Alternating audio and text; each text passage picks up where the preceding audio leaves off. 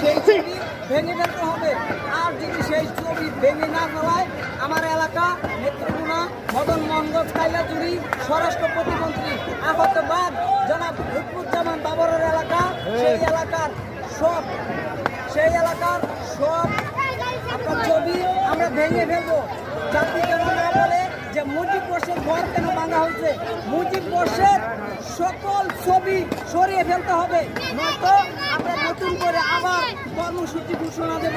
আওয়ামী লীগের কোনো অস্তিত্ব এই বাংলার মাটিতে থাকবে না।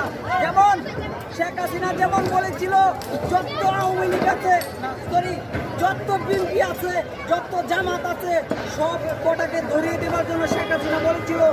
আমরা বলতে চাই, আমরা একজন শহীদ রাষ্ট্রপতি বীর মুক্তিযোদ্ধা জেনারেল জিয়াউর রহমান স্বাধীনতা ঘোষণা দিয়েছিলেন, তার দল করি আমরা। তাই আমরা বলতে চাই আওয়ামী লীগের কোনো পোস্টার গলিতে গলিতে কোনো জায়গায় থাকবে না।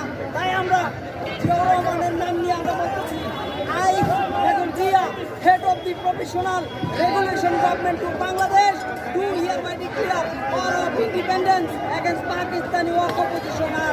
সেটা ছিল স্বাধীনতার প্রথম ঘোষণা। আর দ্বিতীয় ঘোষণা হচ্ছে, I Begum Ziaur Rahman do hereby declare independence of Bangladesh on the behalf of our great national leader, Naib Bangabandhu Sheikh Mujibur Rahman। সেই ঘোষণাটা জিয়াউর রহমানের দেওয়া